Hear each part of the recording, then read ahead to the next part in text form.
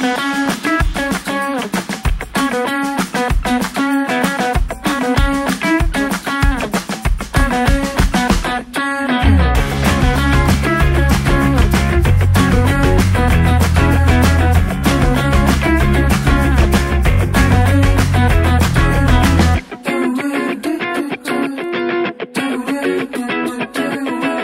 Everyone to the new episode of chat with Samay. अनि जसले यो हेर्नुभयो उहाँहरूलाई धेरै धेरै धन्यवाद। आज हामीसँग नयाँ गेस्ट आइसक्नु भएको छ, भेरी स्पेसल गेस्ट। अनि उहाँको परिचय दिनुपर्दा चाहिँ he is a lyricist, book writer होइन, अनि भेरी ट्यालेन्टेड पर्सन। उहाँलाई स्वागत गरौँ रमेश दाहालजीलाई।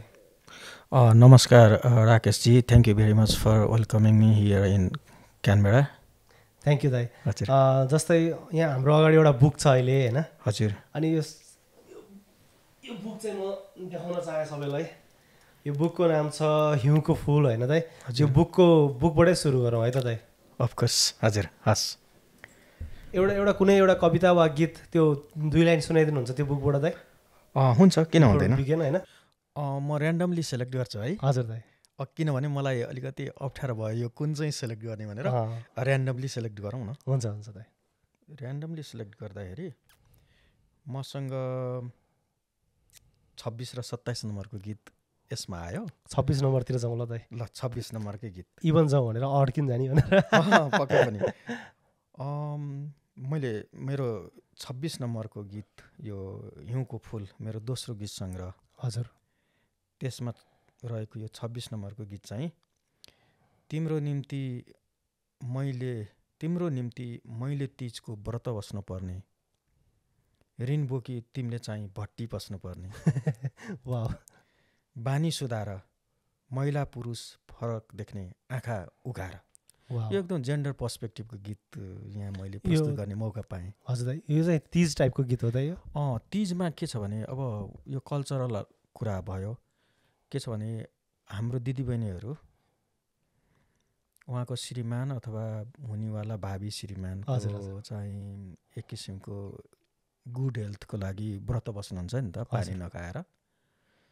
तर उहाँको श्रीमान चाहिँ अथवा हुनेवाला श्रीमान चाहिँ ऋण काटेर भट्टीमा गएर रक्सी खाने होइन, जुवा तास खेल्ने, घरमा टेक केयर नगर्ने, यस्तो समाजमा यस्तो घटनाहरू देखिन्छन् नि त। त्यो कारणले गर्दाखेरि त्यो थिममा लेखेको गीत हो यो। तिम्रो निम्ति मैले तीजको व्रत बस्नु पर्ने, यो क्वेसन हो। तिम्रो निम्ति मैले तीजको व्रत बस्नु पर्ने, ऋण बोकी तिमीले चाहिँ भट्टी पस्नु पर्ने, बानी सुधार आफ्नो श्रीमानलाई भनेको यो महिला सशक्तिकरणको गीत हो यो। यो चाहिँ हाम्रो अल्कोहलिक हस्बेन्डलाई भनेको हो। अल्कोहलिक हस्बेन्ड जो घरमा बालबच्चाहरू आफ्नो परिवारलाई टेक केयर गर्दैन, त्यस्तो खालको हस्बेन्डलाई मैले तिम्रो लागि, तिम्रो वेलबिङको लागि मैले व्रत बस्नुपर्छ भने एटलिस्ट तिमीले पनि you have to take care at home भन्ने म्यासेज हो यो। त्यही त दाइ। आजकल चाहिँ जस्तै हाम्रो यो तीजको गीतहरू यो त एकदमै अब म्यासेज दिने टाइपको छ नि त। तर आजकल त लास्टै फन्नी अनि हुन्छ नि, यो जे पाइते त्यसको गीतहरू आइरहेछ नि त दाइ होइन। हो, म त्यो पार्टमा पनि आउँछु। हजुर। तर म पहिल्यै मेरो गीत कम्प्लिट गर्नुहुन्छ। हुन्छ। तिम्रो निम्ति मैले तीजको व्रत बस्नु पर्ने, ऋण बोकी तिमीले चाहिँ भट्टी पस्नु पर्ने, बानी सुधार महिला पुरुष फरक देख्ने आँखा उघार। दिन बित्छ मेरो सधैँ चुलो चौको गर्दा, दिन बित्छ मेरो सधैँ चुलो चौको गर्दा, घाँस पात गाई गोठ धारा पानी भर्दा, तिमीले पनि पानी भर्न गाग्री बोकी हिँड, बिहान उठी मैले जस्तै पिँढी लिपी छोड। चोलो फाट्यो कुमबाट डोको थुन्से बोक्दा, मेलापात गाउँ खेत घरबारी खन्दा, तिमीले पनि भोक भकै भात कुरी हेर, मैले जस्तै तिमीले पनि मिठो गरी बोल। यो लक्किली यो गीत मैले यहाँ वाचन गर्ने मौका पाएँ। यो लक्किली यही नै यहाँ पल्ट्यो होइन, त्यही डिस्ट्रिक्ट योबाट मैले के अपर्च्युनिटी पनि लिन खोजेँ भने म चाहिँ अलिकति सोसियल इस्युहरूमा गीत लेख्ने गीतकार हो। मैले धेरै जसो गीतहरू सोसियल इस्युहरूमा नै लेखेको छु। लक्किली रेकर्ड पनि त्यस्तै गीतहरू हुन पाएको छन् नेपालमा। त्यसैले मेरो आफ्नो आइडेन्टिटी नै मैले चाहिँ सोसियल वेलबिङको लागि गीत लेख्ने गीतकारको रूपमा आफूले आफूलाई चाहिँ इस्टाब्लिस गर्न सकेको छु नेपालमा। हजुर दाइ, यो गीतसँगै मैले मेरो आफ्नो अलिकति कुराहरू पनि राखेँ। हुन्छ एकदम एकदम दाइ, एकदम यो खास हामीले कुरा गर्न खोजेकै यही हो नि त दाइ। जस्तै दाइलाई कसरी हुन्छ नि मैले कसरी चिनौँ होइन भनेर। अनि दाइ जस्तै मैले तपाईँको सानो परिचय दिएँ नि त, लिरिसियन भनेर होइन, वा राइटर लेखक भनेर परिचय दिएँ होइन। दाइले हजुरले आफूले आफ्नो सानो परिचय दिनुभयो भने चाहिँ कसरी दिनुहुन्छ दाइ? बेसिकल्ली अब हामी नेपालीहरूको के छ भन्दाखेरि यो साहित्य, कला, गीत सङ्गीत यसको साथसाथै अर्को छुट्टै कुनै एउटा प्रोफेसनल पाटो पनि हुन्छ। त्यो हिसाबले हेर्दाखेरि म इन्भाइरोमेन्टल स्पेसलिस्ट हो। म सिभिल इन्जिनियरिङ ब्याकग्राउन्डबाट हो। मैले युएसबाट चाहिँ इन्भाइरोमेन्टल साइन्समा मास्टर्स गरेको हो र अहिले म नेपालमा म इन्भाइरोमेन्टल साइन्सको फिल्डमै काम गर्छु। फ्रिलान्सर हो म EIA, IE अनि डेभलपमेन्ट वर्कहरूको थर्ड पार्टी अडिटको कामहरू। भनेपछि हजुर अहिले युएसमै बस्नुहुन्छ? होइन, अहिले म नेपालमा नै छु। यतिखेर चाहिँ म अब अस्ट्रेलियामा छु अभियसली। हामी चाहिँ अहिले यदि थाहा छैन भने हामी चाहिँ अहिले अस्ट्रेलियाको क्यानबेरा सहरमा छौँ होइन। हजुर त सिडनी पनि बस्नुभयो अस्ट्रेलियामा होइन? हजुर, खास त सिडनीमै आउनु भएको थियो, अनि यहाँ चाहिँ घुम्न आउनु भयो अहिले होइन। अनि मैले पनि उहाँसँग यसरी कुरा गर्ने मौका पाएँ। अनि यो ब्युटी अफ यो टकिङ भनेको चाहिँ यही हो क्या। जस्तै दाइलाई त मैले लिरिसियन भनेर मात्र चिन्थेँ नि त। दाइ त कहाँ अमेरिका गएर अब सिभिल इन्जिनियरिङ पढेर आर्कियोलोजी के पढेर आउनु भएको छ नि त होइन दाइ?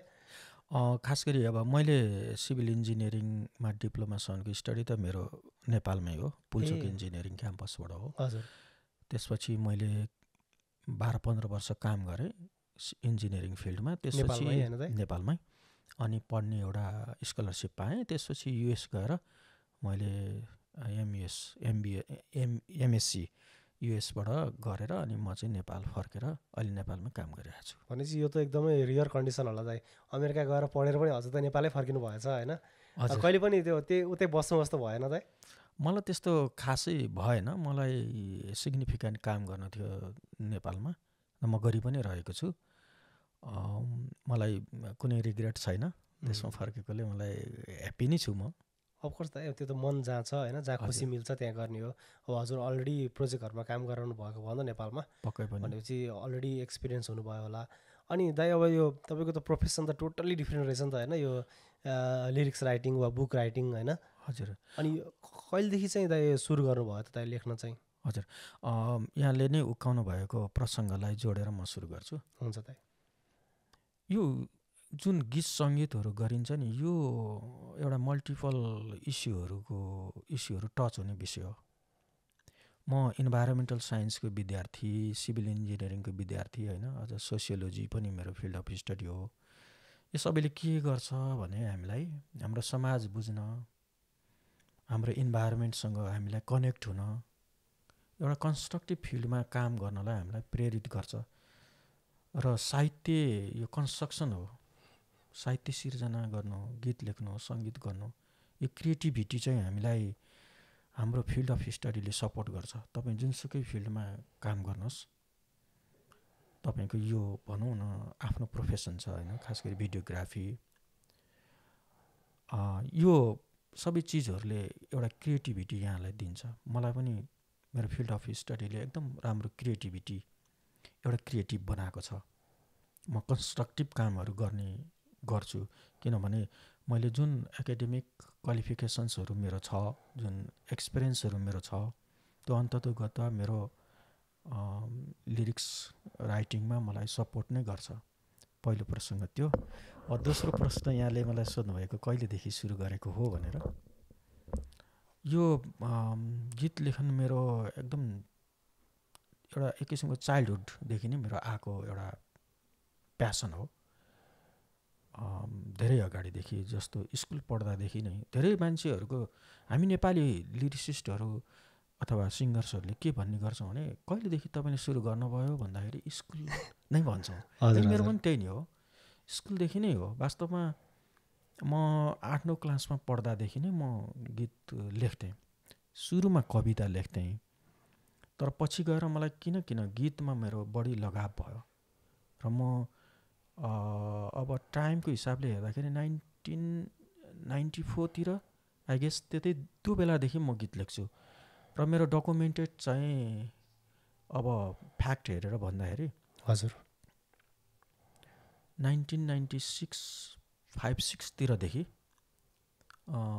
मेरो चाहिँ गीतहरू डकुमेन्टेड छ। ए वाह, त्यो मतलब रेकर्डेडै छ भन्नु रेकर्डेड छ। मेरो पहिलो रेकर्डिङ भएको चाहिँ 1997 भनेपछि त्यो कुन गीत हो दाइ अलिक भनिदिनुहुन्छ कि हजुरले? मेरो पहिलो रेकर्डेड गीत चाहिँ यशोदा पराजुलीले गाउनु भएको छ, गणेश पराजुलीले सङ्गीत गर्नुभएको छ, फेरि तिम्रो सम्झनाले भन्ने गीत हो।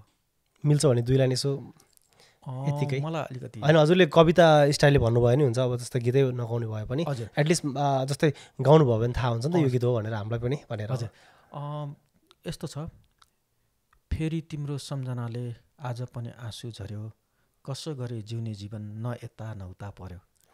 त्यो गीत छ, युट्युबमा एभाइलेबल छ। अब अनफर्चुनेटली म गाउन अलिकति सक्दिनँ होइन। ठिक छ त, यस्तो हुन्छ नि त ट्युनमा। हजुर अब अलरेडी यस्तो लिरिसियन भइसक्नु भयो होइन, पपुलर, अनि अब सबै कुरा अब भयो भने पनि फेरि हुन्छ नि त। तर अहिले त मोस्टली फेरि यो नयाँ चलन छ नि त, प्रायः सिङ्गरहरूले आफैले नि गाउनुहुन्छ कसैले चाहिँ होइन, तर कोही सिङ्गरले चाहिँ अब हुन्छ नि लेखेको गीतहरू गाउनुहुन्छ होइन। हजुरले चाहिँ अहिलेसम्मको सबैभन्दा पपुलर सङहरू चाहिँ आफ्नो गीतहरू याद गर्नुपर्दा अब कुनै यस्तो हुन्छ नि त गीतहरू पनि, कुनै चाहिँ आफूलाई मनबाट मनपर्ने हुन्छ, कुनै चाहिँ श्रोताले मन पराइदिएको हुन्छ फेरि होइन, पपुलर हुने हुन्छ। त्यस्तै कुनै हुन्छ नि त, कुनै गीत आफूलाई एकदम मन परेको छ भित्रबाट तर प्रायःले सुन्नु भएको छैन टाइपको हुन्छ होइन। अनि कुनै चाहिँ फेरि होइन, गीत त सबै आफूले लेखेको अफकोर्स राम्रै नै हुन्छ, सोचेरै लेखिन्छ, तर मलाई यो पनि मैले लेखेको हो तर यो चाहिँ एकदमै पपुलर भयो भन्ने जस्तो गीतहरू हजुरको जस्तै पपुलर गीतहरूमा कुन कुन पर्छ दाइ? सबैभन्दा पहिला त अब यो 1997मा निक्लेको गीत, यो पनि धेरै पपुलर गीत हो। त्यतिखेर अहिलेको जस्तो युट्युबहरू थिएन होइन। हजुर, रेडियो नेपालबाट धेरै बज्नु नै गीत चाहिँ हिट हुनु हो भन्ने एउटा इन्डिकेटर थियो त्यतिखेर। र त्यतिखेर यो विभिन्न एफएमहरू एकदम राम्रो चलिरहेको थियो काठमाडौँमा, खास गरी कान्तिपुर एफएम, केटिएच जसलाई अहिले हामी इमेज एफएम भन्छौँ होइन, यी अनि सगरमाथा एफएमहरू, यी एफएमहरू एकदम चलेको एफएमहरू थियो। एकदम धेरै बजेको गीत हो मेरो फेरि तिम्रो सम्झनाले।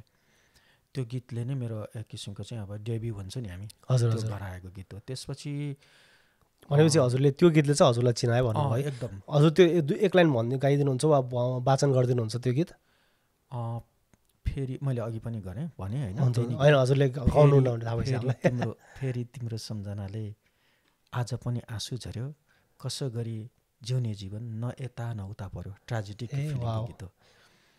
अनि त्यसपछि 2-3 वर्ष पछाडि फेरि शीतल सुबानी मोक्तानहरूले अर्को एउटा गीत गर्नुभयो मेरो, किनारामा उभिएर जालने दाइ। त्यो अलिकति वेस्टर्न र इस्टर्नको त्यो फ्युजन गीत छ। त्यो गीतले पनि धेरै राम्रो गर्यो।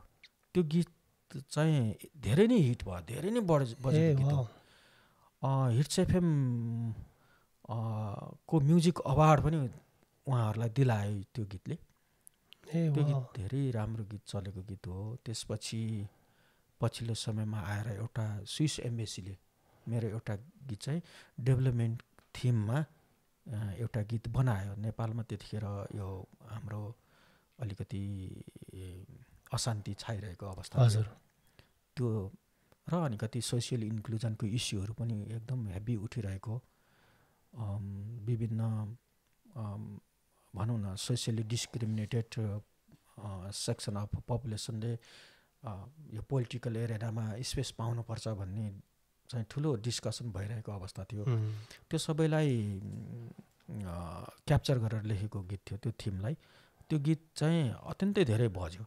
खास गरी त्यो गीत चाहिँ तपाईँको यो बाहिर खास गरी हाम्रो गाउँमा मो फसल भन्छ नि हामी, हजुर हजुर, त्यहाँ इस्टाब्लिस भएको एफएमहरूमा चौपट्टै धेरै बज्यो। त्यसले पनि मैले अघि सुरुमा स्टार्टिङमा भनेको जस्तो मलाई एउटा डेभलपमेन्ट थिममा गीत लेख्ने गीतकार भनेर चिनायो। त्यो गीत पनि एउटा माइलस्टोन बन्यो। कहिले बन्ला हाम्रो गाउँमा मोटर गुड्ने बाटो, कहिले पुग्ला भरपेट खान चामल र पिठो होइन, झोलाबेकी कहिले हिँड्लान् पढ्न हाम्रा नानी, बन्ने हो कि होइन गाउँमा स्वास्थ्य चौकी पनि, यस्तो खालको गीत छ। त्यो धेरै नै बज्यो।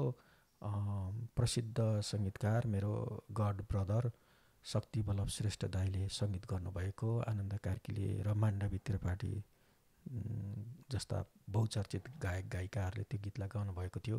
स्विस एम्बेसीले त्यसलाई चाहिँ लगानी गरेर गीत बनाएको थियो, भिडियो बनाएको थियो। यसरी लेखाइको क्रम सुरु भयो र अब अलिकति भनौँ न नेपाली म्युजिकमा, नेपाली गीत राइटिङ्समा मलाई चाहिँ अलिकति डेभलपमेन्ट थिमको गीत लेख्ने गीतकार भनेर मलाई छुट्टै चाहिँ पहिचान चाहिँ मेरो डेभलप हुँदै गयो। नाइस, थ्याङ्क यू दाइ फर सेयरिङ यर एक्सपिरियन्स होइन। अनि दाइले भन्दै गर्दाखेरि जस्तै हाम्रो यो अब जति पनि हाम्रो यो तपाईँ त बिहाइन्ड द क्यामेरा वा भनौँ न ब्याकग्राउन्डमै भनौँ न हामी त बस्ने भयो नि त। यो खासै अब गीत अगाडि गएर गाउने मान्छेलाई त सबैले चिन्छन् होइन, तर अब जस्तै मुभीकै कुरा गर्नुपर्दा वा गीतकै कुरा गर्नुपर्दा राइटर को हो भन्ने त त्यस्तो धेरै थाहा हुँदैन नि त मान्छेहरूलाई होइन दाइ? एकदम हो। यो कस्तो छ भने हामीले कसरी लिनुपर्छ भने त्यो रियालिटी हो, त्यसलाई स्वीकार्नुपर्छ। एउटा सिङ्गरले अगाडि आएर पर्फर्मेन्स गर्नुहुन्छ, उहाँको लागि धेरै हुटिङ हुन्छ, उहाँको धेरै फ्यान फलोवर्सहरू हुन्छन् होइन।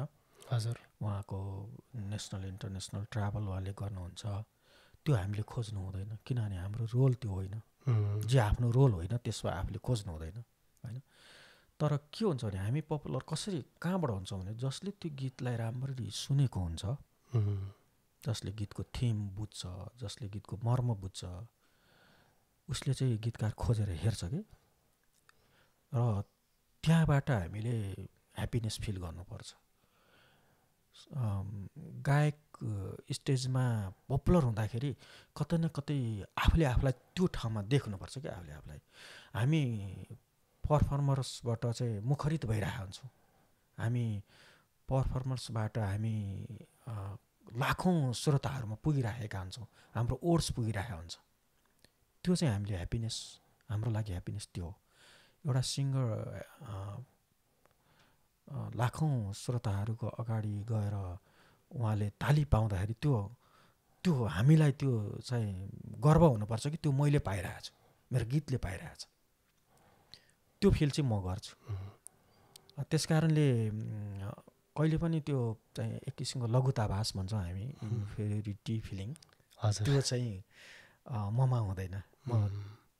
जे होस् हामीले हजुरले लेख्नुहुँदा चाहिँ आत्मसन्तुष्टि भन्ने भयो होइन। आत्मसन्तुष्टि, हजुर हजुरले एकदम ब्युटिफुल्ली भन्नुभयो क्या। जस्तै मेरो रोल यो हो, म चाहिँ अगाडि आउन चाहन्न वा हुन्छ नि मेरो देखिने चाहिँ मेरो रोल होइन भनेर भन्नुभयो नि त। त्यो चाहिँ मलाई एकदमै ब्युटिफुल लाग्यो क्या। जस्तै आफूले मेरो कर्तव्य यो हो, मेरो कर्म यो हो भनेर थाहा भयो भने आई थिङ्क त्योभन्दा ब्युटिफुल चिज त केही नै हुँदैन जस्तो लाग्छ होइन र।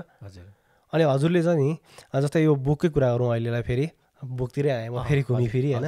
हिउँको फुल भन्ने होइन, यदि कसैले किन्न चाहनुहुन्छ भने अस्ट्रेलियामा के छ यो यस्तो डिस्ट्रिब्युसन केही छ कि? अहिले आउँदाखेरि मैले एक पिस मात्रै लिएर आएको हो। मैले यहाँ त्यो भनौँ न कसैले किन्नुहुन्छ कि भन्ने एक्सपेक्टेसनले पनि म आएको होइन। एउटा कपी मसँग बोकेर हिँडौँ, किनभने यहाँ पनि नेपालबाट नेपाली कम्युनिटीमा गीत सङ्गीतलाई मन पराउने धेरै श्रोताहरू हुनुहुन्छ, हाम्रो आदरणीय दाजुभाइ दिदीबहिनीहरू यहाँ बस्नुहुन्छ। त्यसैले कतै न कतै यस्तो भेटघाट हुन्छ र यो किताबको चर्चा परिचर्चा हुने अवसर पाउँछ भन्ने एउटा सानो आशाले मात्रै लिएर आएको हो मैले।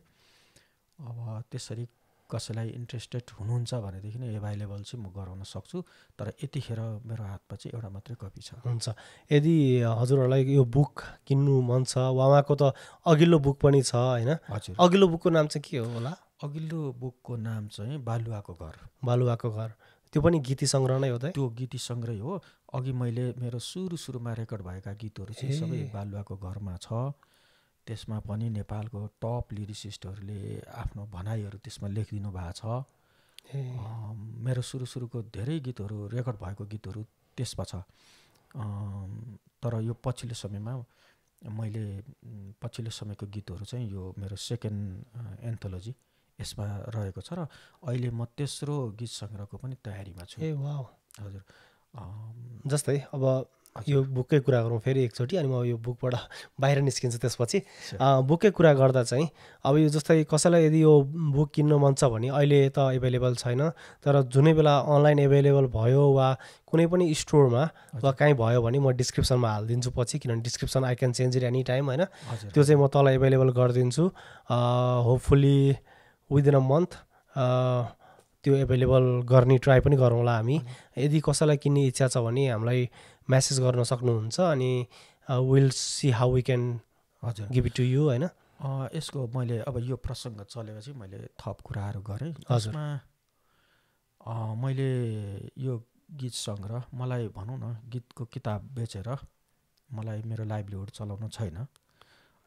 मैले यसबाट चाहिँ मैले अर्न गरेको पैसाले चाहिँ मैले अघिल्लो पटक होइन हजुर दोलखा जिल्लामा पाठेघर खस्ने महिला दिदीबहिनीहरूको उपचारको लागि त्यो पैसा कन्ट्रिब्युट गरेको थिएँ। 50-60 हजार रुपियाँ थियो, उब्जेको थियो मेरो। त्यो पैसाहरू मैले पाठेघर खस्ने दिदीबहिनीहरूको लागि हेल्थको लागि मैले खर्च गरेँ। अब यहाँ कसैले त्यसरी लिनुभयो भने म त्यो अत्यन्तै सही ठाउँमा युज गर्छु। मलाई दाल भात खानलाई मैले दुःख गरेको छु, त्यसले मलाई यसबाट इन्जिनियर हुनुहुन्छ अब त्योभन्दा के चाहे दाइ? दाइ जहिले पनि यस्तै सिरियस हो कि दाइ? के आज मात्रै सिरियस हो कि? त्यस्तो होइन, म राइटर हो नि त। राइटर सिरियसै हुनुपर्ने हो दाइ? अन्नो हो, त्यस्तो पनि होइन। तर म एकदम म के फिल गरिरहेको छु नि, मलाई अहिले क्यामेरा अगाडि छु। म अस्ट्रेलियामा बस्नु भने लाखौँ पुग्नु भयो होला अब त, लगभग हुनुहुन्छ होला है। म उहाँहरूसँग फेस गरिरहेको फिल भयो, त्यही भएर अलिकति म सिरियस अलिकति गम्भीर जस्तो मैले देखेको हो। म किनभने अहिले मलाई जसले हेरिरहनु भएको छ, म एकदम आई कन्ट्याक्ट गरेर बोलिरहेको छु कि जस्तो फिल भयो है मलाई। म किनभने यहाँ आइसकेपछि मैले एउटा म्युजिकल प्रोग्राम पनि हेरेँ र यहाँहरू जुन अस्ट्रेलियामा बसेर आफ्नो एउटा एक किसिमको आँगन सिर्जना गरिरहनु भएको छ कि यहाँ एक किसिमको नेपाल सिर्जना गरिरहनु भएको छ यहाँ पनि।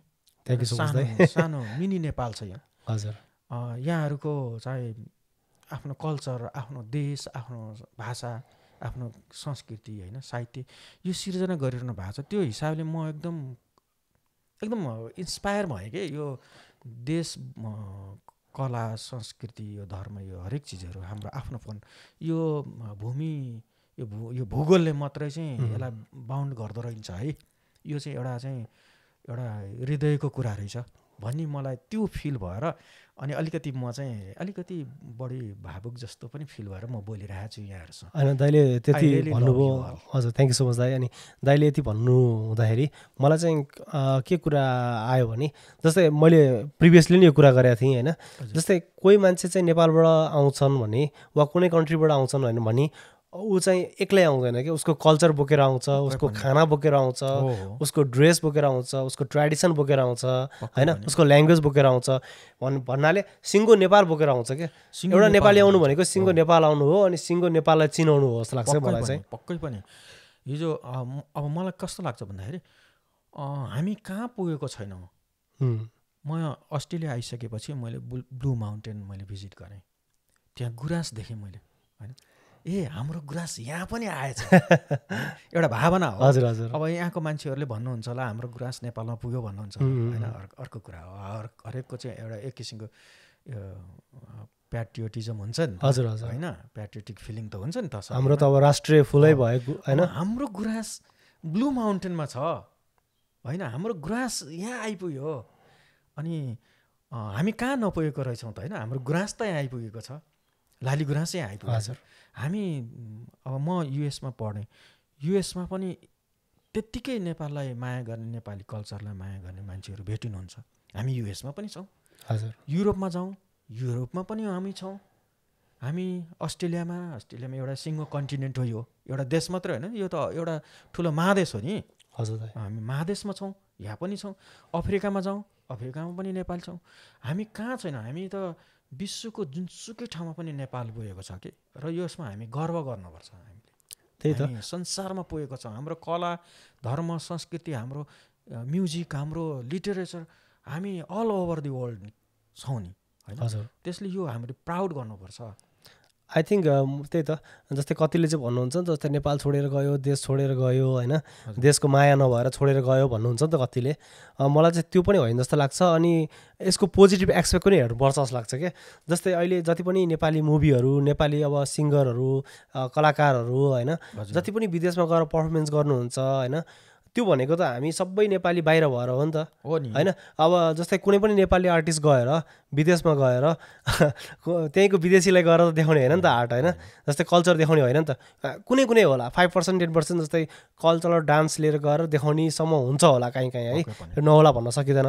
तर नेपाली म्युजिक, नेपाली मुभी देखाउने भनेको त नेपाली भएर त हो होइन, जताततै नेपाली भएर त हो भनेपछि त्यो कुराले त झन् नेपाललाई प्रमोट गरेर आएको हो नि त। त्यसमा चाहिँ आई थिङ्क थ्याङ्कफुल हुनुपर्छ जस्तो लाग्छ कि। पक्कै पनि। म आफू अहिलेको दुनियाँ भनेको चाहिँ एउटा सानो भिलेज हो कि, सानो एउटा रुम हो नि। हामी यहाँ, म अहिले यहाँ बोलिरहेको छु, मेरो यो जुन अहिलेको जुन भिडियो छ हजुर यो नेपालमा पनि धेरैले हेर्नुहुन्छ। विश्वको जुनसुकै कुनामा सबैको पहुँचमा छ भने विश्व अहिले एउटा सानो चाहिँ रुम हो। हामी जहाँसुकै गएर पनि होइन, जहाँ पनि पुग्न सक्छौँ। हजुर जहाँ पनि आफ्नो चाहिँ भाषा, कला, धर्म, संस्कृति, हरेक गीत सङ्गीत हरेकको हामी जहाँसुकैबाट पनि हामी गर्न प्रमोट गर्न सक्छौँ। नेपालप्रतिको माया जहाँसुकैबाट पनि हाम्रो मुखरित हुन सक्छ। हामीले यहाँ बसेर दुःख गरेर, जस्तो खास गरी हामी भन्नाले अब मैले यहाँ खास गरी यहाँको कम्युनिटीसँग कुरा गरेको, यहाँ मात्र होइन विश्वभरि जो देश छोडेर, देशबाट अहिले चाहिँ माइग्रेट भएर बाहिर जानुभएको छ, उहाँहरूले जुन कामहरू त्यहाँ गर्नुहुन्छ त्यसले अन्ततगत नेपाललाई नि कन्ट्रिब्युट गरिरहेछ नि, नेपालकै डेभलपमेन्टलाई कन्ट्रिब्युट गरिरहेछ नि त होइन। हजुर अहिले जुन माइग्रेटेड भएको कम्युनिटी स्वात्तै नेपालमा जाउँ त, परिकल्पना गरौँ, त्यो सम्भव छ? छैन। हाम्रो देशले त्यो ह्युमन रिसोर्सलाई अकुपाई गर्न सक्छ? सक्दैन। बाहिर गएर के भइरहेछ भने नेपालमा रेमिटेन्स भित्रिराखेको छ, नेपालमा जो बसिरहनु भएको छ उहाँहरूलाई अपर्च्युनिटी, स्पेस छोडिएको छ नि, उहाँहरूले थप स्पेस पाउनु भएको छ भनेपछि यो बाहिर आउनु पनि नेपालको डेभलपमेन्टमा चाहिँ कन्ट्रिब्युट गर्नु हो क्या। धेरै राम्रो। जस्तै हजुर त अब सिभिल इन्जिनियर पनि हुनुभयो होइन, हजुरलाई थाहा हुन्छ होला इन्फ्रास्ट्रक्चर पुग्दैन भन्ने जस्तो सबै कुराहरू होइन। वी आर नट रेडी नि होइन नेपालमा। अब जस्तै यहीँ पनि अब यो कोभिडको टाइममा होइन, यो कोभिडभन्दा पछि चाहिँ किनभने कोभिडको टाइममा सबै फर्केर जानुभएको थियो नि त, अस्ट्रेलियाबाट पनि बाहिर सबै कन्ट्रीको मान्छेहरू आफ्नो कन्ट्री फर्किने धेरै लहर चल्यो। अनि जब सबैजना एकैचोटि आउनुभयो नि, त्यसपछि यहाँ हाउसिङ क्राइसिसहरू आयो। अब एउटा घरमा रेन्टको लागि 30 देखि 50जना चाहिँ लाइन बस्नुहुन्थ्यो क्या त्यो घर हेर्नलाई, एउटा रुम रेन्ट गर्नलाई। त्यस्तोसम्म सिचुएसन थियो क्या त्यो टाइममा। भनेपछि मलाई एउटा सानो एउटा भन्नु मन लाग्यो, सिन्स अब हजुर पनि लिरिसियन हुनुहुन्छ होइन, साहित्यमा हुनुहुन्छ भनेपछि एउटा साहित्य फुर्यो मलाई पनि। मलाई चाहिँ के भन्नु मन लाग्यो भने एउटा सानो गमलामा भएको फुल अब के भइदियो भने बगैँचामा छरियो होइन, वरिपरि छरियो। यही नै हो कि एउटा सानो देशको मान्छे अब गएर विश्वमा छरियौँ क्या हामी भनेपछि त्यो फुल चाहिँ अब सबैतिर छरियो नि त, झन् राम्रो देखियो नि त। अब भन्नु हो नि, मैले अघि भने नि त हामी कहाँ छैनौँ, हाम्रो कला कहाँ पुगेको छैन। हामीले त बियोन्ड द बााउन्ड्री भइरहेछ नि त अहिले। हजुर हामी जहाँ गए पनि हाम्रो कला, म्युजिक, हाम्रो चाहिँ तपाईँको लिटरेचर, हाम्रो चाहिँ फुड पुगिरहेछ, हाम्रो ड्रेस पुगिरहेछ। यो त राम्रो हो नि त, हामीले गर्व गर्नुपर्छ नि। अर्को म एकदम चाहिँ अब म डेभलपमेन्ट फिल्डको विद्यार्थी भएको कारणले म के भन्छु नि, अहिले हाम्रो देशमा जुन पिस एक्जिस्ट छ नि त, जुन पिसफुल इन्भाइरोमेन्ट जुन अहिले हामीले क्रिएट गर्न भइरहेछ नि नेपालमा, त्यो किन भइरहेछ भने हाम्रो अधिकांश भनौँ न ठुलो सेक्सन चाहिँ पपुलेसन चाहिँ बाहिर गएर जब गरिरहेछ। नेपालमै यो पपुलेसनले जब खोज्ने हो भने के हुन्छ इमेजिन गर्न सक्नुहुन्छ। खास गरी पोलिटिसियन्सहरू जो अहिले एक किसिमको चाहिँ देश छोडेर गए, यो गर्यो त्यो गर्यो। हुन त म नेपालमै बसेको ह्युमन रिसोर्स हो, अहिले मलाई त्यो डिफेन्स गर्न जरुरी त थिएन। तर के भने रियालिटी के हो भने अहिले जुन ह्युमन रिसोर्स बाहिर गइरहेछ हाम्रो, त्यसले के कन्ट्रिब्युट गरिरहेछ नेपालमा भने सबैभन्दा ठुलो कुरा पिस मेन्टेन गर्नको लागि कन्ट्रिब्युट गरिरहेछ। यो ह्युमन रिसोर्स जुन खाडीबाट अधिकांश मान्छे नेपालमा जाउन् त कसले जब दिन सक्छ? जब नभएपछि के गर्ने, हत्या हिंसा चोरी यो एभ्रिथिङ सोसियल टेन्सन। त्यही हाम्रो चाहिँ सानो भनौँ जियोग्राफिकल्ली काठमाडौँभित्रको रत्न पार्कमा सधैँभरि तोडफोड टायर बाल्ने त्यही होइन। त्यही त। त्यसैले गर्दाखेरि के भइरहेको छ भने मैले के भन्न खोजेँ भने यसले गर्दाखेरि मैले विदेशिनुलाई प्रोभोक गरेको त मैले पक्कै होइन, त्यस्तो गलत अर्थ पनि नलागोस्। तर हामीलाई काठमाडौँमा बस्ने जुन पपुलेसन छ, नेपालमा बस्ने जुन पपुलेसन छ, उसलाई कमसेकम पनि सानो भए पनि त्यहीँको ह्युमन रिसोर्सले जब पाउन सक्ने इन्भाइरोमेन्ट क्रिएट भएको छ। ब्युटिफुल। यसलाई पोजिटिभ ल्याउँ। यसलाई पोलिटिसियन्सहरूले विभिन्न भाष्य प्रयोग गर्छन् होइन, त्यो गर्न जरुरी छैन। पोलिटिसियनहरूले त मेरो विचारमा त यो गर्नलाई मात्रै के। अब म जस्तै रवि लामी छानेले भन्थ्यो नि त एकचोटि, हामी सबै जनतालाई म फर्काउँछु, टिकटै काटेर बोलाउँछु भन्ने। अनि सबै पोलिटिसियनहरूको चाहिँ यो के भन्छ चुनाव अगाडिको एउटा मात्रै सस्तो होइन, लोकप्रियता, सस्तो लोकप्रियता। अब बिजनेस भएको मान्छेले सपोर्ट गरोस्। अहिले सोसियल मिडियाको जमाना छ नि त, सबैलाई त्यो एकदम कुन कुराले हिट गर्छ त्यो कुरा भन्ने। अनि त्यसपछि जब चुनाव सक्यो त्यसपछि त्यो उनीहरूको त्यो कुरा पनि सकिने टाइपको भयो। तर हजुरले जे कुरा गर्नुभयो नि अहिले, त्यो भनेको चाहिँ आई थिङ्क रियालिटी हो। यसरी चाहिँ कसैले सोचेको थिएन जस्तो लाग्छ क्या मलाई चाहिँ, धेरै कमले मात्रै एकदमै। अब के चाहन्छु भने अब कुरा मैले ठिक छ, म त के चाहन्छु भने यस्तो बाहिर जाने बाहिरको अपर्च्युनिटीहरू हाम्रो नेपालको युवाहरूले बढीभन्दा बढी पाइदिउन् होइन। अझ बढी बाहिर वेलकमिङ इन्भाइरोमेन्ट बनोस्, ताकि बाहिर गएर काम गरून्। नेपालमा देश नराम्रो भनेर हामीले भने होइन, त्यहाँ पनि धेरै अपर्च्युनिटीहरू छ। अपर्च्युनिटी नदेखेको भए म पनि सायद रिटर्न हुन्न थिएँ होला, मैले राम्रै काम गरिरहेको छु भनिरहेको छु नि अहिले होइन। आफ्नो देश माया लाग्छ, हामीले डेभलपमेन्ट आफ्नो देशको डेभलपमेन्टको लागि कन्ट्रिब्युट गर्नुपर्छ, त्यो एकदम फ्याक्ट हो। तर यति भन्दै पनि के भने अरू देशहरूले अझ हाम्रो चाहिँ युवाहरू बाहिर जाउन्, बाहिर कमाउन्, देशमा चाहिँ रेमिटेन्सहरू पठाउन्। अनि बाहिर जान नसकेको ह्युमन रिसोर्सले नेपालमा जति हाम्रो स्रोत र साधन छ त्यसमा अपर्च्युनिटी पाओस्, त्यो चाहिँ हामीले सोच्न जरुरी छ। अब बाहिर गयो, यो गर्यो त्यो गर्यो, खिसीट्युरी गर्ने, उसलाई चाहिँ अपशब्द बोल्ने होइन, यो त्यो भनिरहनु पर्ने, त्यस्तो चाहिँ राम्रो हो जस्तो मलाई लाग्दैन। त्यो द्याट्स यो के भन्छ एउटा सस्तो लोकप्रियता, त्यो जरुरी छ जस्तो मलाई लाग्छ। अनि यो सबैको आफ्नो इच्छा हुन्छ नि त। जस्तै मलाई अब नेपाल बस्न मन लाग्ला कसैलाई, म नेपाल छोड्न नमन लाग्ला कसैलाई होइन, कसैलाई एक्सप्लोर गर्न मन लाग्ला बाहिर होइन। अब नेपालमा भएको भन्दा अरू चिजहरू हेर्न मन लाग्ला होइन, आफ्नो इच्छा हो नि त। जस्तै अब कोही अस्ट्रेलिया आउनुहुन्छ वा अमेरिका जानुहुन्छ, जस्तै हजुर अमेरिका जानुभयो, पढ्नुभयो, हजुरलाई नेपालै माया लाएर वा आफ्नै हुन्छ नि नेपाल फर्किनु भयो। अब जस्तै हजुरले त धेरै कुरा कन्ट्रिब्युट गर्नुहुन्छ नि त होइन। जस्तै अब म पनि सपोज यहाँ बसेर अब म नेपाल फर्केँ भने त मैले यहाँ सिकेको कुराहरू मेरो एक्सपिरियन्स त गएर नेपालमा काम लाग्छ नि त। वा म सधैँको लागि नेपाल नफर्किउँला होइन, तर म सर्टेन टाइमको लागि मात्र नेपाल गएँ भने पनि म जति टाइम त्यहाँ बस्छु मेरो एक्सपिरियन्स त सेयर गर्छु नि त। त्यसरी नै सबैजना बाहिर बस्नुभएको मान्छेहरू नेपाल जानुहुन्छ, घुम्नुहुन्छ होइन, अनि आफ्नो एक्सपिरियन्स सेयर गर्नुहुन्छ। त्यसले त त्यहाँ भएको मान्छेलाई पनि त ग्रो हुन मद्दत हुन्छ। जस्तै हामी नेपालमा बस्दाखेरि त्यो एक्सपिरियन्सले हामीलाई यहाँ सर्भाइभ हुनलाई हेल्प गर्यो भने अब हामी यहाँ बसेको एक्सपिरियन्सलाई डाइरेक्टली वा इन्डाइरेक्टली हेल्प गर्छ नि त होइन। हो, मैले भन्न खोजेको कुरा अघिदेखि जोड्न खोजेको कुरा यही हो। हामी एउटा सानो रुममा छौँ क्या अहिले विश्व भनेको एउटा सानो रुममा हो। हामी जहाँ बसेर पनि हरेक ठाउँलाई कन्ट्रिब्युट गर्न चाहन्छौँ। हामी चाहे नेपाललाई कन्ट्रिब्युट गर्न होस्, चाहे अरू ठाउँ, आफ्नो देशलाई कन्ट्रिब्युट गर्नको लागि त्यो भूगोलमै बस्नुपर्छ भन्ने छैन। यति भन्दा मलाई एउटा के एक्सपेक्टेसन चाहिँ लाग्छ भने विदेशमा जो बसिरहनु भएको छ, यहाँ बसेको जुन एकदम क्वालिफाइड ह्युमन रिसोर्सहरू छ बाहिर, उहाँहरूले आफ्नो लर्निङलाई नेपालमा इम्प्लिमेन्ट गर्ने के मेकानिजम हुन्छ त्यो किसिमको एक्सर्साइज चाहिँ गर्दै हुन्थ्यो जस्तो लाग्छ कि। जस्तो यहाँ पनि आफ्नो फिल्डमा यहाँ दक्ष भएर बसिरहनु भएको छ होइन, हजुर तपाईँको लर्निङ नेपालमा कसरी इम्प्लिमेन्ट हुनसक्छ, आफै बस्नुपर्छ भन्ने छैन है।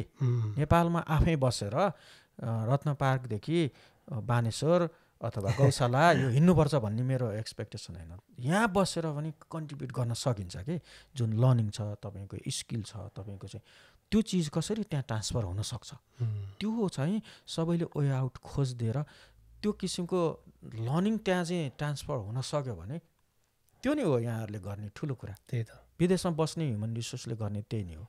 त्यही त जस्तै अब कसैले डाइरेक्टली इन्भल्भ भएर पनि त्यो चिजहरू गर्लान् होइन तर जस्तै सोचौँ न मैले जस्तै अघि भने नि अघि जस्तै अब गीतहरू आर्टिस्टहरूको कुरा गरेँ मुभीहरू जस्तै यहाँ हलमा चलिरहेछ अहिले होइन भनेपछि डाइरेक्टली इन्डाइरेक्टली हामीले नेपाललाई त सपोर्ट त गरिरहेछौँ नि त यदि हामीले फिल्म नहेरिदिएको भए होइन मतलब त्यस्तो भन्न त अलिक मिल्दैन होला होइन जस्तो हामीले रुचाएर त यहाँसम्म आउँछ नि त अनि जस्तै नेपालको गीतहरू मिलियन भ्युज जानुको पनि त बाहिरबाट सबैले हेर्नुहुन्छ नि त जस्तै अब अहिले मोस्टली युट्युब च्यानलकै कुरा गरौँ नेपालमा त मोनिटाइज हुँदैन नि त नेपालमा मोनिटाइज भएर पैसा त आउँदैन जति पनि बाहिर बसिरहनु भएको छ उहाँहरूले हेरेर मोनिटाइज हुने हो नि त त्यसरी पैसा आउने हो युट्युबरहरूलाई अनि त्यसले पनि युट्युबरहरूलाई पनि अब हेल्प भयो होइन एक किसिमको हामीलाई पनि इन्टरटेन भयो जस्तै अब आफ्नै देशको कन्टेन्ट हेरेर त मजा आउँछ नि त यहाँ बसेर त अब त्यो रिलेटै गर्न सकिँदैन क्या जस्तै यहाँको टिभी च्यानलहरू वा यहाँको युट्युब च्यानलमा हामीलाई खासै त्यस्तो धेरै रिलेट हुँदैन मुभीहरू त अब कुनै राम्रो भयो भने मजा आउँला तर अरू चिजहरू त त्यस्तो रिलेट हुँदैन नि त नेपालकै प्रोग्रामहरू हेर्न मजा आउँछ नि त हामीलाई पनि होइन त्यो कुराले गर्दा चाहिँ I think directly indirectly contribute चाहिँ भइरहेको हुन्छ जस्तो लाग्छ जुनै संसारको जुनसुकै कुरामा बसे पनि होइन त्यो मान्छेले चाहिँ मैले नेपालको लागि के गरेको छैन भन्ने भयो भने उसले डाइरेक्टली इन्डाइरेक्टली काहीँ न काहीँबाट चाहिँ केही न केही कन्ट्रिब्युट गरिरहेको हुन्छ जस्तो लाग्छ मलाई चाहिँ हो मैले यहाँ स्ट्रेस दिएको कुरा नि के हो भने बाहिर बसेको छु नेपालको लागि केही कन्ट्रिब्युट गरेको छुइनँ भनेर कसैले सोच्नै पर्दैन त्यो हामी नेपालमा बसेर रियलाइज गरिरहेको छौँ बाहिर बसेकै कारणले पनि नेपालमा कन्ट्रिब्युट भइरहेछ त्यही त एउटा त्यो अर्को कुरा कला संस्कृतिहरू हाम्रो विश्वको जुनसुकै ठाउँमा पनि पुगिरहेछ त्यो एउटा राम्रो कुरा भयो अर्को कुरा डिरेक्टली होइन के भइरहेछ भने नेपालबाट जुन कलाकारहरू साहित्यकारहरू आउनुहुन्छ विदेशी भूमिमा र यहाँ प्रोग्राम गर्नुहुन्छ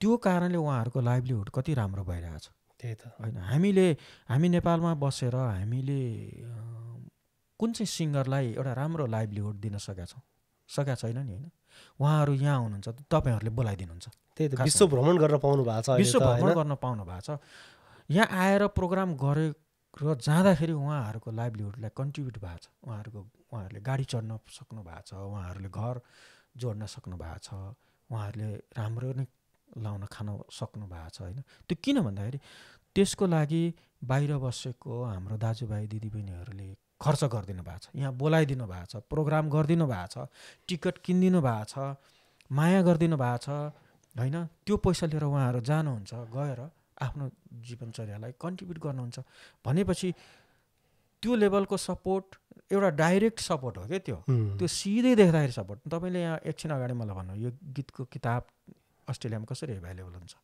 त्यसको मतलब सम्भवतः केही कन्ट्रिब्युटको लागि न त्यो प्रसङ्ग उठेको होला होइन भनेपछि प्रत्यक्ष अप्रत्यक्ष धेरै हिसाबले बाहिर बस्ने समुदायले नेपालबाट बाहिर अहिले जो बस्नुहुन्छ त्यो समुदायले नेपालको डेभलपमेन्टमा कन्ट्रिब्युट गरेको छ यसलाई पोलिटिसियन्सहरूले अरू विभिन्न किसिमको चाहिँ ग्रिभेन्सेस राख्ने ग्रुपहरूले यो त्यो भनेर विभिन्न चाहिँ तर्कहरू गर्लान् म त्यसमा चाहिँ म सहमत छैन जहाँ भए पनि नेपाली हौँ दाजुभाइ हौँ होइन एकअर्कालाई सपोर्ट गर्नुपर्छ माया गर्नुपर्छ अनि आफ्नो साथी आफ्नो भाइ दाइ होइन कहीँ हुनुहुन्छ घरबाट झन् टाढा हुनुहुन्छ भने त झन् बढी माया गर्नुपर्छ जस्तो लाग्छ किनभने घरमा भएको आफ्नै सँगै भएको मान्छे त हुन्छ नि उनीहरू भनेको कम्फर्ट जोनमा छन् आफ्नो फ्यामिलीसँग छन् अब जस्तै विदेशमा हुने मान्छेहरू भनेको त उनीहरू त कम्फर्ट जोन बाहिर छन् एक्लो छन् होइन उनीहरूलाई चाहिँ अझै बढी माया गर्नुपर्छ जस्तो लाग्छ मलाई चाहिँ किनभने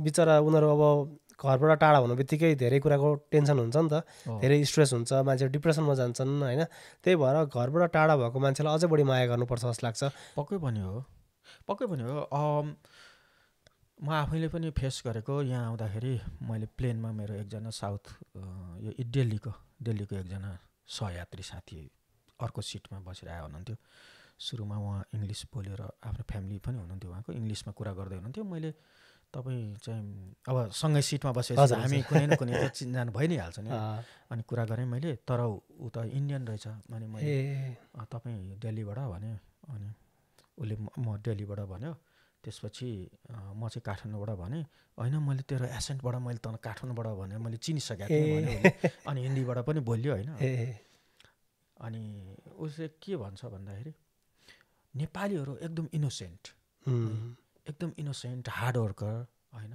एकदम तपाईँको म नेपालीहरूलाई नि प्रिफर गर्छु। सिडनीमा कुनै बिजनेस गरेर बस्नु हुँदो रहेछ उहाँ। अनि म नेपालीहरू मलाई एकदम म ह्याप्पी फिल गर्छु नेपालीहरूसँग काम गर्नलाई। यही कुरा मैले म 2017मा नेपाल फर्केको युएसबाट। म युएसए हुँदाखेरि मैले त युनिभर्सिटीमै धेरै जस्तो समय युनिभर्सिटीमै काम गरेँ। हजुर। त्यहाँ पनि मेरो सिनियर्सहरूले, प्रोफेसर्सहरू, अहिले पनि मेरो प्रोफेसरहरू मेरो साथी जस्तो हुनुहुन्छ। फेसबुकमा रमेश भनेर कमेन्ट गर्ने, मेरो सामान्य पोस्टहरूलाई कमेन्ट गर्ने खालको त्यो लेभलको चाहिँ प्रोफेसरहरू साथीहरू हुनुहुन्छ कि मेरो। म एक किसिमको एउटा मेरो पर्फर्मेन्स पनि त्यस्तै पनि भएर पनि थियो कि कलेजमा, युनिभर्सिटीमा थाहा भएन। अनि उहाँहरू के भन्यो भने hard worker, you guys so hard worker. उहाँहरूले बोल्ने त्यही हो, तिमीहरू कल्चर चाहिँ तिमीहरूले छोडेर आछौ, आफ्नो फुड छोडेर आछौ, फ्यामिली छोडेर आछौ, त्यो पनि तिमीहरू यति राम्रो काम गर्छौ। कुनै पनि तिमीहरूमा चाहिँ एक किसिमको चाहिँ लोभ लालच छैन होइन, ठग्ने कुराहरू छैन, एकाडेमिक पर्फर्मेन्स पनि त्यति नै राम्रो छ तिमीहरूको। तिमीहरू त संसारकै एकदम इनोसेन्ट मान्छे, संसारकै इनोसेन्ट चाहिँ स्टुडेन्ट हो।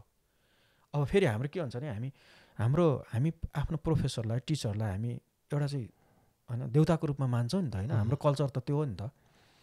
अनि तिमीहरू यति हम्बल छौ हामीसँग, प्रोफेसरहरूसँग, टिचरसँग, एकदम म एकदम ह्याप्पी फिल गर्छु भनेर मेरो प्रोफेसर्सहरू भन्नुहुन्थ्यो कि मलाई।